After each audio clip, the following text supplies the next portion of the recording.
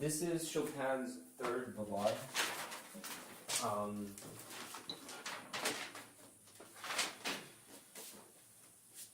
Chopin's, just a quick, introduction. Chopin's four ballades are, I think, one of the most magnificent, sets of works ever written for the piano.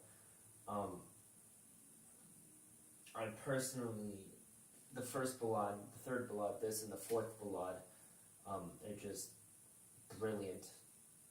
I love all of these ballades. I just haven't listened to number 2 as much, but number 1, number 3, number 4, like some of my most favorite pieces. And here I have in front of me ballade number 3, which I will now attempt to play through. The sort of the ending, what's the word?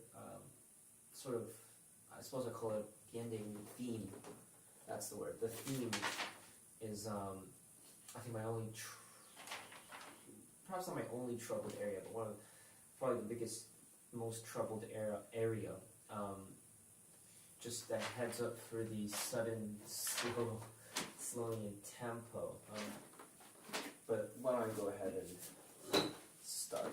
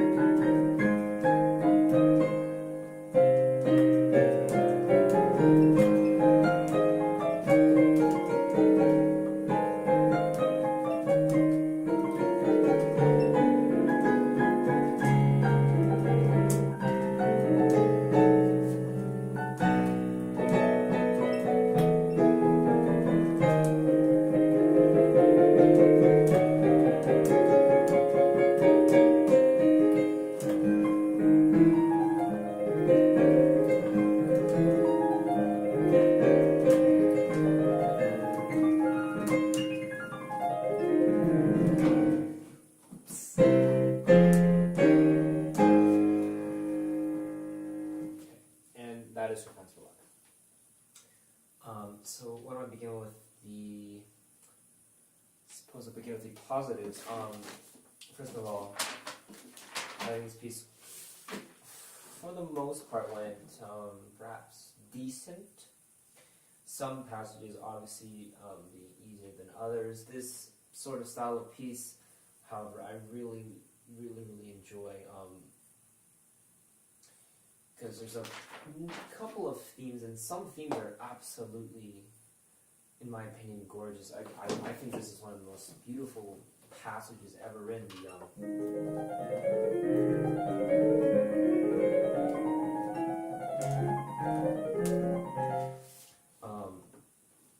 Absolutely gorgeous.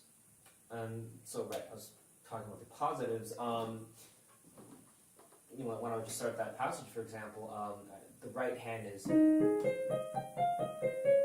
a very interesting sort of movement you have to do with your hand here to reach this, at least with the finger is given. And this was a little bit difficult to practice at first because it requires a lot of wrist movement. My wrists are, I suppose, not as strong and quick as they could be, but this sort of, I had to force myself to sort of learn this passage with good form. So that involved strengthening my wrist. So I would practice this jump a lot, and then these little, and then you have this part that goes down, up, down, up, down, up. This requires a lot of more wrist rotations. So this part, I thought I did decently well. There's some other specific examples I can probably give on this part. Although I didn't play as well as I did in that rendition I just did, but very interesting arpeggios here.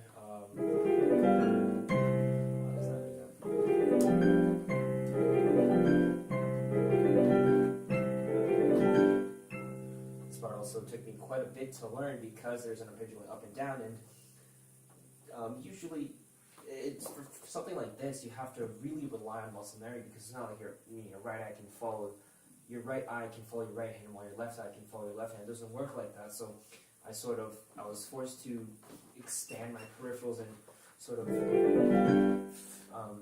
though it sounds a little bit corny to say, like feel the keyboard a little bit more to so I could span these larger distances. And I'm essentially focusing in the middle. I'm using my peripherals to look out. Develop that sort of skill, I suppose. I suppose I developed that. Some other parts. This, although it's hard to it's hard to understand the technique if you're just listening to it and actually haven't played it. But this part I had to. Usually I play with a little bit of pedal, but without pedal, still it requires a lot of independent fingers. So there's actually a little melody that goes along with.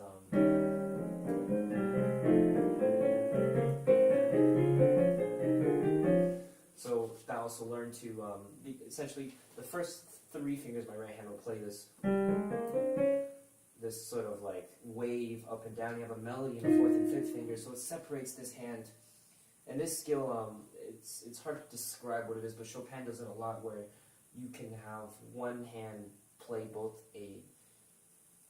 multiple dynamics. For example, in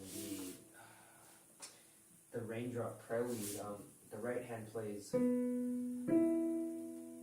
Notice how this was a lot softer than this, because the melody is, and together it sounds something. Notice how I emphasize this part, and then there's these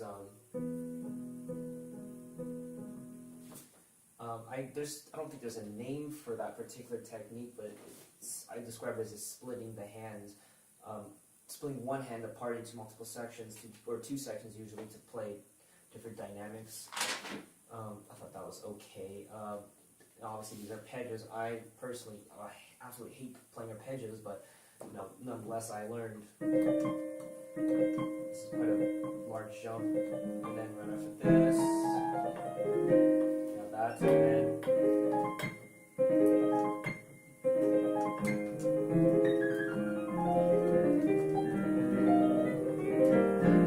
here.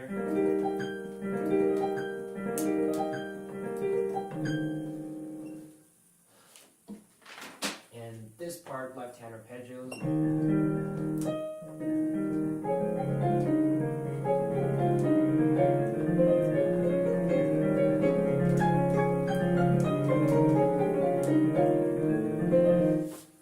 And then, I guess, suppose one more. This part, this part was a little bit messy, but I thought it was really, what was the word? I was very proud when I was surprised at how far I could go with this, because I knew that this section here was going to be very difficult. That part, because the left hand is just, it's so tricky.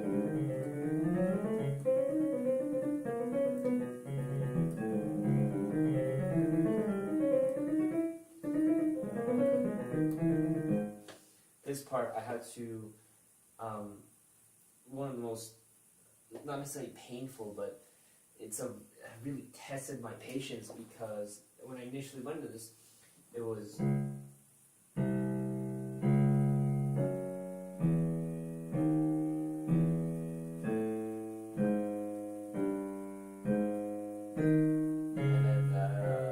slowly you get faster after you play it a couple times, increase the tempo just by a little bit. So those are some of the good things that I think were done with this piece. Obviously, a lot of me critiqued too. I think my technique was very, as I mentioned, perhaps not in this video, but in an earlier video, where it sometimes it feels like it's easy to start a project, and you have all this fresh motivation. As you know, you go along, you just sort of lose it, and then it's really hard to finish sometimes. So that's kind of what happened here. Is they were able to get this up to the speed I wanted, something like. Well, I got lucky with that run, but there's more to this. And it gets really tricky to play, and there's your jumps. This part too is just, this requires so much stamina and endurance from my right hand, just playing this.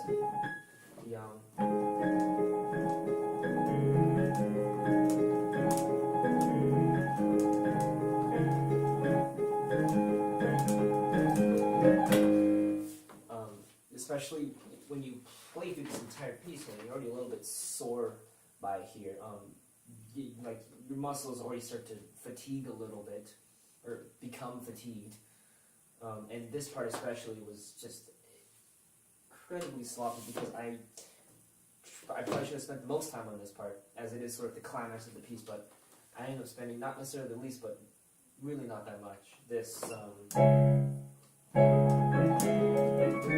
because there's just way too many jumps, and it's very, very, very quick. This part, anyway, and then this, left hand should have been a lot quieter. This is way too loud, because the melody's in the right hand, and it's supposed to sound, you have this little weird part going on down here with the dissonance, and the melody's supposed to be in the right hand, but I could tell that my left hand was way too loud, because as you play, faster, you need more momentum in your fingers, and that extra momentum converts into more sound. So you have to. I should really learn to control these. I think the arpeggios, or sorry, not arpeggios, the chromatic sound prompts a little bit better, because it's something I've done before. But especially this. And one of the biggest challenges was it's such a large interval. I'm pretty sure Chopin's hands didn't even stretch this far. He probably even had to move around a little bit, but it's a very large interval that you have to move around, and it's just so hard to play it softly. Of course, the ending, by the end, like the last page, my hands, they're very, very, very, very sore. Well, not so, that was a bit of exaggeration, obviously, but you definitely, it's a difficult piece to get through. But overall, I think I did decently with learning Chopin's third Ballade.